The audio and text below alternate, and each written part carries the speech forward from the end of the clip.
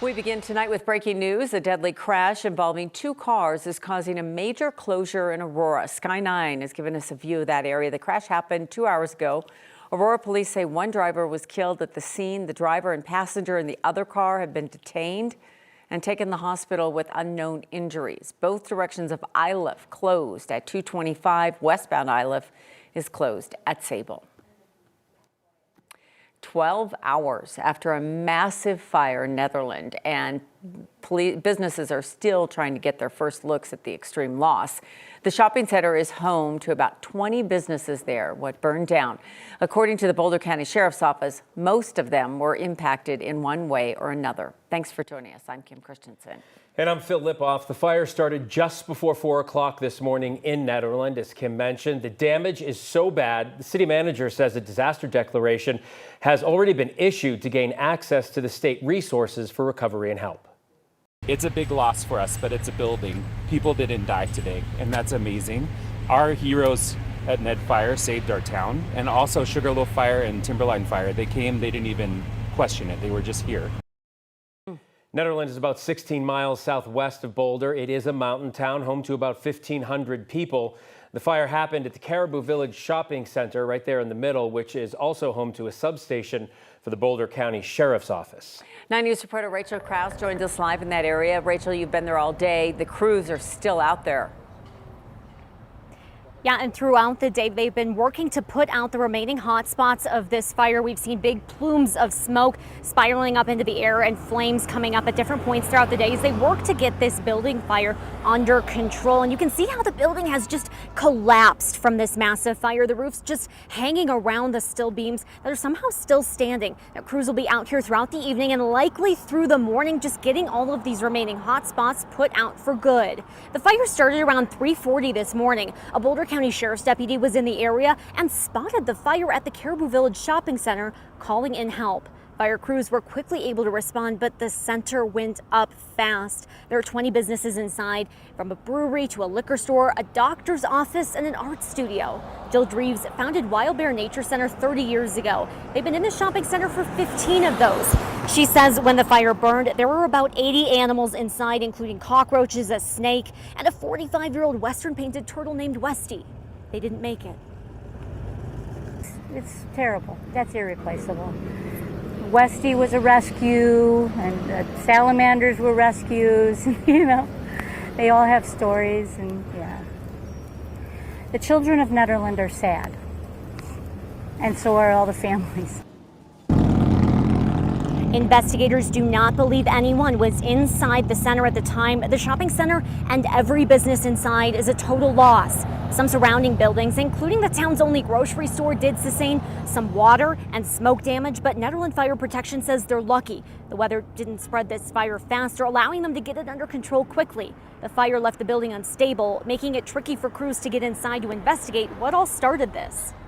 It does, and we want to kind of get close to the fire and get our hoses inside the building, but as you can see for some of the building that's behind me, there's the big steel beams that are up top, and so you never know when they're going to go, and a lot of it has been compromised, so it's not worth risking somebody's life to get in there. The cause of the fire is under investigation. The ATF, the Colorado Bureau of Investigations, and the Colorado Division of Fire Prevention are investigating this together, looking for a cause. And the fire here is absolutely devastating the town of Nederland, losing many of its businesses all in one go. Now the community is coming together to help Wild Bear and to help surrounding businesses move forward and rebuild. I'll have more on that tonight at 5. Reporting live in Nederland, Rachel Krause, 9 News. And in a town that small and close-knit, that's going to be really important as they come together to help one another. Rachel, thank you. And now let's talk about the weather. Take a live look outside. It was a warm day, possibly the last day of the year where we reach above 80. So we hope you took advantage of it. If you didn't, run outside and come back in right now. Cooler weather is coming our way. Let's get to 9 News. Meteorologist Chris Bianchi joining us now. How much cooler? Well, good knowledge, Kim. This really might be our last 80-degree day of the year for us here in Denver. Our average last 80-plus is on October 11th, so that's obviously, 2 days from now. We don't have any 80-degree days in the forecast after today, so you kind of start thinking about it. It might have been our last 80-degree day of the year for us. Meantime, blue skies for us here in Burlington, now in the Eastern Plains. Just a few clouds overhead for us here in Denver. So that cloud cover is the leading edge of our storm system that is going to bring us that cooler weather and more unsettled weather, particularly for the mountains over the next few days. I noticed this bit of a contrast. Obviously, some of this has to do with elevation, but much warmer here on the Eastern Plains. In fact, 92 right now near La Junta, and we're in the 60s and 70s for us in the mountains. We're seeing a lot more cloud cover for us in the mountains. Meantime, Eastern Plains, mostly sunny skies, so we're in the 80s and 90s out on the Eastern Plains. Showers and even a few rumbles of thunder moving the way through the mountains. Most of that down here along Highway 50 and on south into the San Juans. Nothing too active yet. That'll change over the next few hours. Cloud cover will increase tonight, but the story in the mountains, boy, oh boy, do we have a lot of rain on the way, and a lot of that has to do with the remnants of what was Hurricane Priscilla. I'll explain that and show you the flood watch in the mountains coming up in the next few minutes. Something to think about. All right, thanks, Chris. Right now, it's day 9 of the government shutdown, another day of no progress on Capitol Hill. Meanwhile, we're fast approaching the October 15th date where military members will miss out on their first paycheck. Nearly half of the IRS staff has been furloughed as part of the agency's new shutdown contingency plan. Initially, the IRS said its entire workforce would stay on the job thanks to funding from the Inflation Reduction Act in 2022. Turns out that only covered the first 5 business days. The IRS says its new staffing levels will likely stay in effect through April. Tonight, we're hearing more about the shutdown impact on air traffic controllers. Our Mark Salinger spoke to a controller. It's going to have more on that for us tonight on Next at 6 o'clock. And even though workers are furloughed, the IRS is moving forward with new tax brackets. The IRS says these new brackets for 2026 are adjusted for inflation. The standard deduction will increase to just over $32,000 for married couples filing together and just over $16,000 for single taxpayers. The increase is $700 more for married couples, $350 for single filers. This will be applied to returns filed in 2027. This week, the U.S. Supreme Court heard arguments over Colorado's ban on conversion therapy for minors. A Christian counselor filed the lawsuit saying that the ban violates her free speech rights. And the state argues that's not the case. So does one Colorado Christian conservative therapist who supports the ban. Counselor Julia Sandusky spoke to our Jaleesa Rosari to share why. So, Dr. Sadusky, you support this ban on conversion therapy. I do. Even wrote a brief about it. I did. What compelled you to do that? I felt like the framing around free speech as the realm of therapy felt inappropriate.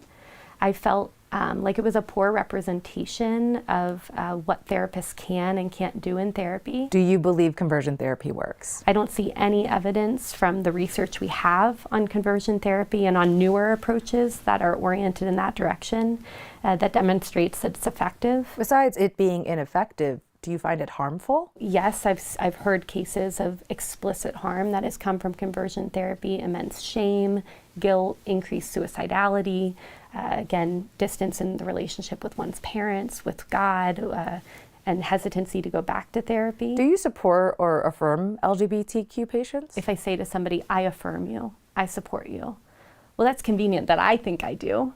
But what's most important to me and what I tell my clients is, do they feel affirmed and supported when they sit with me? How do you ensure your personal beliefs don't affect your work with your clients? My beliefs and values are with me everywhere I go.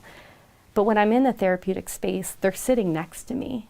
They're not the thing that's driving everything I do and say. They're right here, and I have to bracket them as I do work with people. Because if I don't, I am infringing and using therapy as a means of control and often manipulation. So what is the difference between conversion therapy and what you discuss with your patients? At the end of therapy, if a person who comes in to see me and they're gay at the start of therapy and they're gay at the end of therapy, that is successful therapy for me. And for the conversion therapist, when people persist in experiences of same-sex sexuality, or persist in experiences of gender identity that depart from their sex, that would be seen by the conversion therapy as a failure. And I don't think of it in that way. Do you think it's your job to change LGBTQ people? No, I don't think it's my job to change LGBT people. If we are so fragile that we need the person across from us to be different for us or for our beliefs to be okay and sturdy, then I think we've really missed the mark. What will happen if this ban is overturned? My biggest concern, honestly, about this ban being overturned is how it signals to the public that perhaps these approaches are not so bad after all. What toll will it take on LGBTQ mental health? We as a field have sometimes done real harm in our work with LGBT people, and I think that will be cemented in some ways for people. And I think we will see more people avoid therapy or delay it, which only makes their mental health worse over time. If this ban were to be overturned, Sadusky hopes people know they can still file ethics complaints against providers who are not doing effective work. It will likely be months before the U.S. Supreme Court announces a decision on this case. If you're interested in hearing more, we've got the full interview on our website and our 9 News YouTube page. That's a super interesting interview and really powerful that she's coming forward and talking about this, because I think what she's trying to say is if you're doing your job right, you're helping people, you're not judging people. Yeah, that's exactly right. And, I asked her if she had any regrets since coming forward, right? She's been pretty forward. She was featured in the New York Times, I believe, as well as PBS. And she says, no, she does not have any regrets because this is how people should be treated. It's her reputation. Yep. All right. Thank you, Jaleesa. Tonight, the Avs are on home ice for the home opener against the Utah Mammoth. Puck drops at 7 o'clock. Avs are coming off a big 4-1 win Tuesday night against the LA Kings. Our John Treach is there tonight and will join us live for more in our next half hour.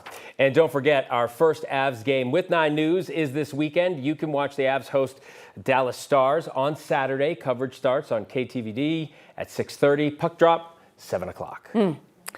Season's here.